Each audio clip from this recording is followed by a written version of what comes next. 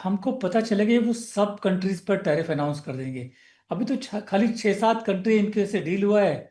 और इंडिया जैसे कुछ कंट्रीज के ऊपर उन्होंने लगाया है, जैसे बांग्लादेश पे 34% बताया था।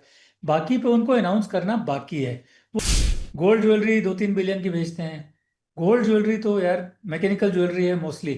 उसमें 2-3% वैल्यूएशन होता है, वो तो 25% ले नहीं पाएगी। मुझे नहीं लगता ले पाएगी। तो वो हम्म। बहुत शायद प्रॉब्लम होने वाली है उनको। लॉजिक पे बात करें तो उनकी प्रॉब्लम थी चाइना। जो फर्स्ट टर्म में वो चाइना के पीछे पड़े हुए थे। इस टर्म में जो लोग चाइना से सामान लेके थोड़ा बहुत 2-4% वैल्यू एड करते हैं ना, उनके पीछे पड़े हुए थे। इसीलिए उन्होंने वियतनाम से कहा कि 40% लगाएंगे अगर तुम चाइना का गुड ज्यादा यूज करोगे उसमें।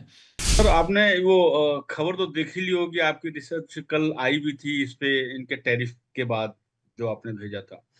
तो 25% जो टैरिफ लगाया है इन्होंने, जो 1 अगस्त से लागू होगा, और उसमें कुछ पेनल्टी की भी बात करी है जो अभी 1-2 दिन में वो बताएंगे। किस तरह से आप देखते हैं इंडिया पे इसका असर? पहले तो ये हम समझ लें कि ये नेगोशिएशन जो है खत्म नहीं हुए हैं। ये कॉमा लगा है, पॉज लगा है। ट्रम्प की स्टाइल है प्रेशर डालने की। इस तरह से वो प्रेशर डालना चाहते हैं। देखिए ट्रम्प की टीम, हमने लास्ट वीक सुना था कि वो अगस्त के सेकंड वीक में आने वाले हैं नेगोशिएशंस के लिए। तो हम्म। नेगोशिएशंस तो चल ही रहे हैं, लगातार चल रहे हैं। 15 दिन हम्म। पहले भी इंडियन टीम वॉशिंगटन में थी, अभी ये लोग आ रहे हैं अगस्त सेकंड वीक में।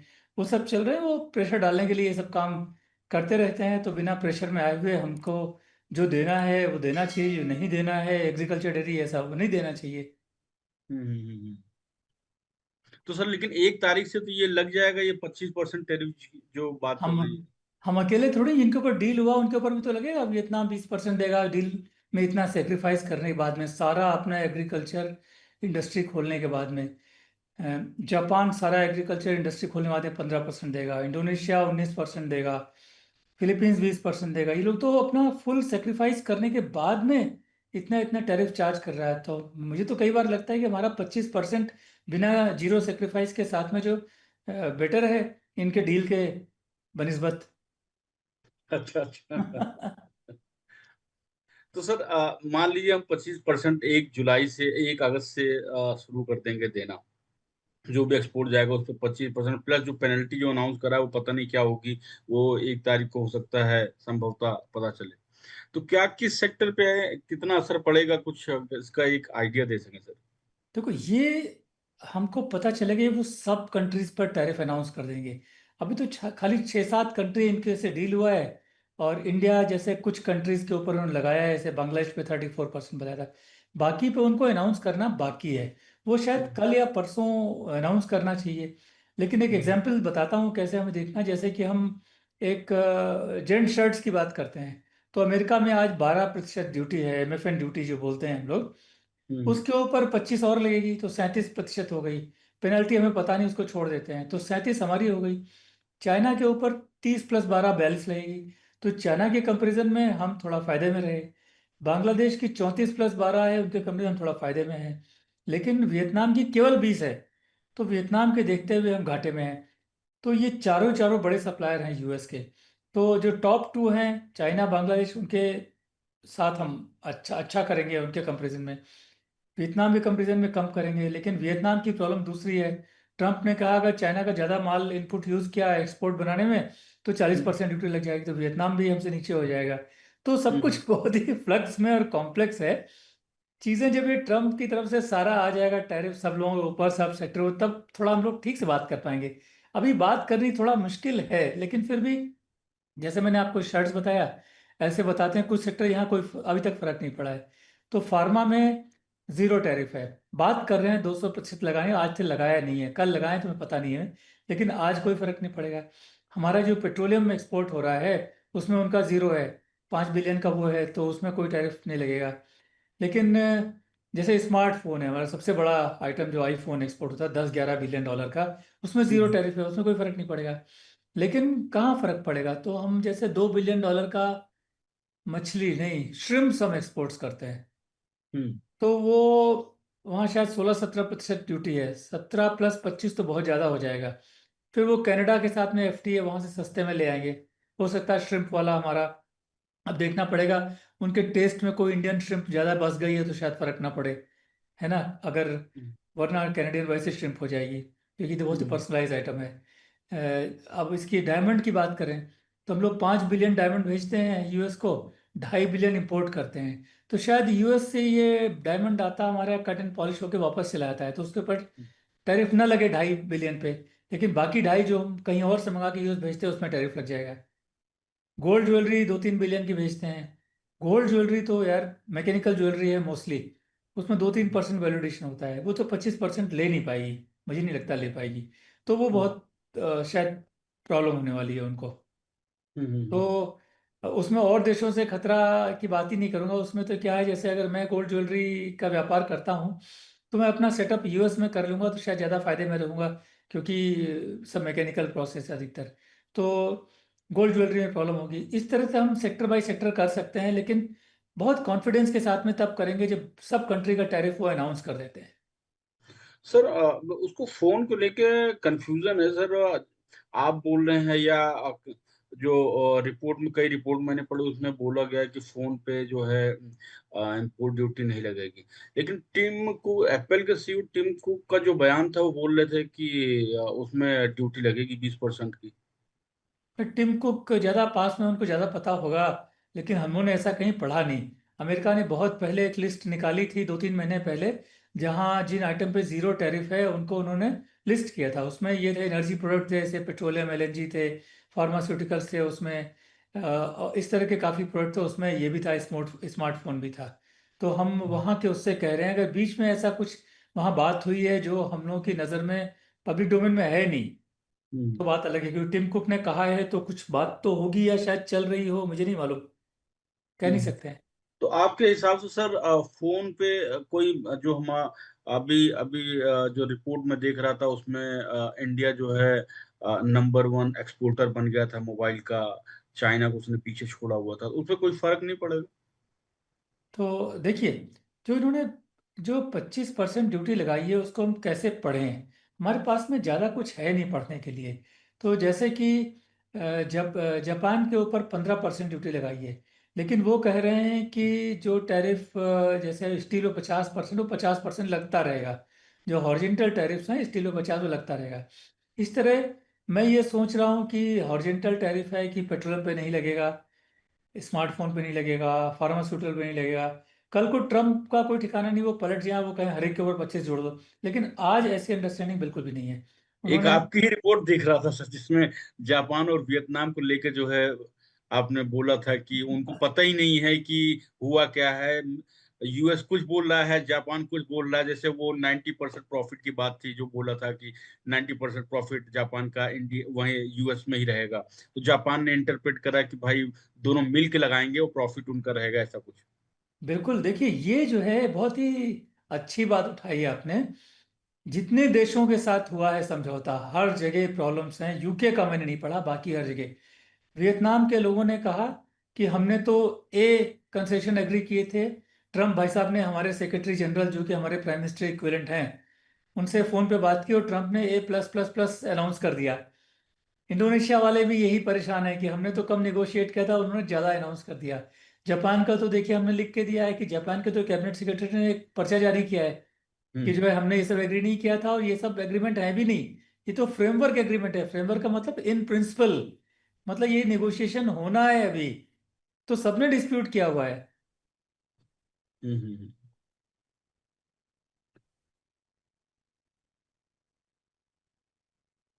तो अगर सर एशिया की हम बात करें तो अगर 25% टैरिफ लगता भी है तो केवल वियतनाम को थोड़ा सा एज मिलता है क्योंकि उसका 20% है। बाकी में हमें बाकी में हम बेहतर रहेंगे। हाँ, एक्चुअली बाकी में अगर हम लॉजिक से बात करें, मुझे मालूम नहीं मिस्टर ट्रम्प कितना लॉजिक पे चल रहे हैं। लॉजिक पे बात करें तो उनकी प्रॉब्लम थी चाइना। जो फर्स्ट टर्म में वो चाइना के पीछे पड़े हुए थे। इस टर्म में जो लोग चाइना से सामान लेके थोड़ा बहुत 2-4% वैल्यू एड करते हैं ना, उनके पीछे पड़े हुए थे। इसीलिए उन्होंने वियतनाम से कहा कि 40% लगाएंगे अगर तुम चाइना का गुड ज़्यादा यूज़ करोगे उसमें। तो उस हिसाब से इंडिया उसमें नहीं आता कहीं भी। हमारा देखो गारमेंट है, हम सब अपना लोकल वैल्यूडेशन होता है सारा, हम तो हम उसमें नहीं है। तो मैं एक्सपेक्ट करता हूँ कि अगर ये लॉजिक किसी लॉजिक पर चले मिस्टर ट्रम्प, और पर्सनल अपना उन्होंने गुस्सा उस्सा नहीं निकाला किसी बात से, तो हम्म। हमारे तो टैरिफ कम ही रहने चाहिए compare to ASEAN Asian countries. तो सर उस जॉइंट स्टेटमेंट का क्या होगा जब हमारे प्राइम मिनिस्टर गए हुए थे यूएस में, और दोनों ने जो है जॉइंट स्टेटमेंट दिया था कि 2030 तक जो है हम 500 बिलियन डॉलर का ट्रेड हम कर लेंगे। देखो, ज़्यादा ज्वाइंट स्टेटमेंट में पढ़ो नहीं, वो सब फील गुड होते हैं, उनको भूल जाना चाहिए हम लोगों को। 2014 में भी 500 बिलियन डॉलर की बात हुई थी, उसके बाद भी हुई थी। मैं कम से कम 4 डिफरेंट ईयर्स में देख चुका हूँ कि इंडिया यूएस का ट्रेड 500 बिलियन डॉलर पहुंच जाएगा। ये जस्ट फील गुड है, इसके पीछे कोई भी कैलकुलेशन नहीं है। बट ये बहुत बड़ा फिगर नहीं है। देखो, आज का ट्रेड 190 बिलियन डॉलर है, तो 10 साल में डबल होना इतनी कोई खास बात नहीं। यूएस हमारा ट्रेड बहुत अच्छा बढ़ रहा है, तो हो जाएगा इतना। लेकिन मैं थोड़ा परेशान हो गया कि ये पहली बार नहीं कहा है हमने। हमने 2014 में भी कहा था, उसके बाद में 2 बार और कह चुके हैं, अभी प्रधानमंत्री जी गए फिर हमने कह दिया। तो वो सेंसिटिव मेरे दिमाग में इतना बनती नहीं है इस फिगर की।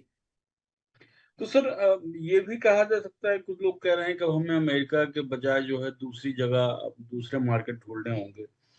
जिस तरह से अमेरिका का बिहेवियर है इंडिया को लेकर या दूसरे सारे दुनिया के दूसरे देशों को लेकर। नहीं, बिहेवियर के तो ट्रेड रूल्स हैं। आप अपना संभालिए देश, हम अपना संभाल रहे हैं। ट्रेड अगर चाहिए तो कर लो, उनको हमारे गुड्स चाहिए ना। देखो, हम ऐसे थोड़े एक्सपोर्ट कर पाते हैं। वहाँ की जो फर्म्स है, वो हमारी फर्म को ऑर्डर देती है, उनको हमारा सामान चाहिए, तब हम भेजते हैं, उसके वो पैसे देते हैं। मतलब उनको चाहिए, इनिशिएट होता है उनकी तरफ से, उनको इंडिया का माल चाहिए इसलिए हम भेजते हैं। ऐसा कोई गरज नहीं है उनको हमारे लेने की, हमको उनको भेजने की। तो हम्म। ये तो ट्रम्प है, 2-3 साल में चले जाएंगे। इसके पहले ऐसे लोग नहीं थे, आगे भी ऐसे लोग नहीं आएंगे होपफुली। तो ट्रेड है, चलता रहेगा, इसमें कोई इमोशनल होने की जरूरत नहीं है।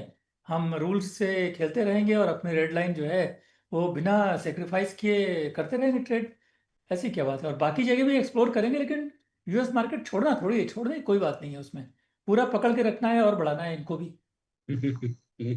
सर एक चीज इस पे आऊंगा, जो ट्रम्प साहब बार बार बोलते हैं कि हमने जो है हमारे कहने पे सीज फायर रोका गया, हमने बोला कि अगर आप सीज फायर नहीं करोगे तो हम ट्रेड नहीं करेंगे। और उसके बाद फिर इन्होंने फिर 25% का टैरिफ अनाउंस कर दिया। और एक तरफ जो है आज सुबह का उनका बयान है जो बोल रहे हैं कि हम पाकिस्तान के साथ मिलकर तेल खोजेंगे। और अगर डिस्कवरी हुई तो हम हो सकता है कि हम एक दिन इंडिया को भी तेल बेचे पाकिस्तान से। ये इस तरह का बयान का किस तरह से आप देखते हैं? एक तरफ जब बोलते हैं कि ट्रेड डील कर रहे हैं दोनों देशों से इसलिए हमने युद्ध रुकवा दिया, अब उन्होंने एक देश पर जो है 25% टैरिफ थोप दिया, और दूसरे देश पे बोल रहे हैं मिलके हम आपके यहाँ तेल खोजेंगे। भाई, वो ट्रम्प, ये ट्रम्प की प्रॉब्लम नहीं, हमारी प्रॉब्लम है। हम सोचते हैं कि यूएस प्रेसिडेंट को एक सर्टेन वे में, डिग्निफाइड वे में बिहेव करना चाहिए। He is playing along. Trump is very different person, बहुत डिफरेंट आदमी है। अब हम्म। पाकिस्तान जो है, बेसिकली जो वो कहते हैं पाकिस्तान से, पाकिस्तान बेचारा वैसा करता है। वो कभी ईरान को कंटेन करने के लिए पाकिस्तान को यूज़ करना चाहते हैं, कभी किसी पर्सनल और काम से यूज़ करना चाहते हैं। तो पाकिस्तान तो उनका बेसिकली हैंडीमैन है, जैसे चाहते हैं यूज करेंगे। तो पाकिस्तान को बहुत सारा फेवर उनको देना पड़ेगा। वो लोग भूल जाते हैं कि ओसामा बिन लादेन कहाँ छिपा था, अमेरिकन फोर्सेस कहाँ आई थी, कहाँ मारा था। वो भूल जाते हैं क्योंकि वो पाकिस्तान का यूज कर रहे हैं। सिंपल। इंडिया के साथ में बराबरी की रिलेशनशिप है, इसलिए सारा गुस्सा और प्यार तो बराबरी वालों में होता है ना। पाकिस्तान से केवल प्यार ही हो सकता है, गुस्सा नहीं हो सकता है, क्योंकि उसको यूज कर रहे हैं। गुस्सा प्यार बराबरी वालों में, हम बराबर के हैं शायद, इसलिए वहां पर गुस्सा भी होता है। सर एक चीज और आपसे समझना चाहूंगा, एक तरफ जहां मतलब पाकिस्तान जो है चीन से अपने नजदीकी बढ़ा रहा है, वो हमने सिंदूर ऑपरेशन में भी देखा कि पल पल की रिपोर्टिंग वो पाकिस्तान को दे रहा था। और वहीं दूसरी तरफ अब जो है यूएस प्रेसिडेंट साहब बोल रहे हैं कि हम मिलकर तेल खोजेंगे। अब उनकी पाकिस्तान के तेल पे भी, मिनरल्स पे भी नजर है। तो पाकिस्तान की स्थिति तो इन दोनों देशों में जो है सैंडविच की तरह हो गई कि एक एक दोस्त है और एक जो है दोस्त का दुश्मन है। आप समझ सकते हो कि यूएस पाकिस्तान में तेल खोजेंगे उसका मतलब क्या है। यूएस ने इराक में भी जब सद्दाम हुसैन को मारा था तो क्या हुआ था, बाद में सारा तेल ले गए थे वहां का, इराक का, फ्री में उठाकर। तो पाकिस्तान को इतना जो दे रहे हैं बेनिफिट, इतना जो पैसे दे रहे हैं, वो बैलेंस कहाँ से होगा, ऐसे ही होगा ना कहीं से। हम्म। तो पाकिस्तान को समझ में आएगा, हर कंट्री को प्राइस पे करना पड़ता है अपने कर्मों का। थोड़ा समय बाद समझ में आएगा, शायद नेक्स्ट जनरेशन भुगतेंगी। सर रशिया पे आते हैं, या रशिया का भी जिक्र करा है, जो हमारे ऊपर जो पेनल्टी लगाई है उसमें बोला है कि आप ब्रिक्स ब्रिक्स के मेंबर हो और आप रशिया से मिलिट्री इक्विपमेंट खरीदते हो, आप रशिया से तेल खरीदते हो। तो क्या हमारी स्ट्रेटजी अब चेंज होगी, क्योंकि उन्होंने खुलेआम बोला है कि आप रशिया से तेल खरीद रहे हो, आप रशिया से मिलिट्री इक्विपमेंट खरीद रहे अब ये डिपेंड करता है कि हमारी रशिया पे कितनी डिपेंडेंस है और यूएस से हम कितना डरते हैं। आज हम वन थर्ड ऑयल अपना रशिया से खरीदते हैं और हमने बिलियंस ऑफ डॉलर्स बचाए हुए हैं क्योंकि हमें सस्ता तेल मिल रहा था। और खाली हम नहीं खरीद रहे, पूरी दुनिया खरीद रही थी। न केवल खरीद रही थी, खरीद के प्रोसेस करके अमेरिका और यूरोप को भेज भी रही थी। ये लोग अभी भी जागे हैं, इनका वॉर तो पहले से चल रहा था, सडनली हो। जागे हैं। अब जाग गए हैं तो कह रहे हैं कि तेल और गैस हमसे लो, लेकिन उनके पास इतने हैं नहीं, इतना वो कमिट कर चुके हैं। उनको मालूम नहीं है, उन्होंने रशिया जो है, यूरोपियन यूनियन काफ़ी तेल और गैस रशिया से लेता था, रशिया उसके पास में ही ज्योग्राफिकली। अब वो कह रहे हैं रशिया से बंद कर दें और सब हमसे लो। हमसे तो लो, लेकिन तुम्हारे पास है नहीं। कमिट कर दिया लेकिन है नहीं उनके पास में। तो इंडिया को ये सब कैलकुलेशन अभी करने पड़ेंगे कि रशिया से कम करने का हमें फ़ायदा क्या है, कितने डॉलर ज़्यादा देने पड़ेंगे। अगर बहुत ज़्यादा डिफरेंस है तो यूएस को एनॉय करने की कॉस्ट क्या है, रशिया से चीप का कॉस्ट कितना है, बैलेंस करने में क्या हो रहा है। तो इंडिया को सारे कैलकुलेशन शायद अगले एक हफ्ते 10 दिन में करने पड़ेंगे, उसके बाद डिसीजन होगा। लेकिन डर के तो इंडिया को डिसीजन नहीं करेगा, करना भी नहीं चाहिए। सर एक आखिरी चीज आपसे समझना चाहूंगा। बात हो रही है कि एग्रीकल्चर और डेयरी के सेक्टर में जो है कि फील्ड में इंडिया मार्केट एक्सेस नहीं देना चाहता। तो अमेरिका क्या चाहता है इस फील्ड में सर, और इंडिया क्यों नहीं देना चाहता है उसको? भाई अमेरिका क्या है, अमेरिका चाहता है कि जितने प्रोडक्ट दुनिया के होते हैं, इंडस्ट्रियल, एग्रीकल्चर, माइनिंग, फाइनिंग, आप हर एक में अनलिमिटेड जीरो ड्यूटी कर दो हमारे प्रोडक्ट के लिए। हम जो चाहें आपको बेच लें, वो ये चाहता है। अब हम तो तैयार हो गए हैं, उनके 94-95% प्रोडक्ट जो हैं इंडस्ट्रियल गुड्स हैं, ले लो उसमें जीरो टैरिफ, हमें कुछ नहीं चाहिए तुमसे उसके बदले में। लेकिन एग्रीकल्चर तो हमारी प्रॉब्लम है ना। देखो एग्रीकल्चर हमारे लिए ट्रेड इशू है ही नहीं, कभी भी नहीं था। आधी जनसंख्या जो है उस पर डिपेंड करती है एग्रीकल्चर पे। उनके लिए ये मतलब नौकरी का इशू नहीं, उनका लाइवलीहुड इशू है। आप सुल्तानपुर के आपने देखा होगा, मैंने भी देखा है अपने यहाँ, कितना ज़्यादा डिपेंड। अगर एग्रीकल्चर आप छीन लो उनसे तो कहाँ जाएंगे? इंडस्ट्री में जगह नहीं है, सर्विस सेक्टर में है नहीं, वो तो मर जाएंगे आधे लोग उसमें से। हमारे पास ऑप्शन ही नहीं है। और मेरी एक थ्योरी है जो कि शायद गलत भी हो सकती है।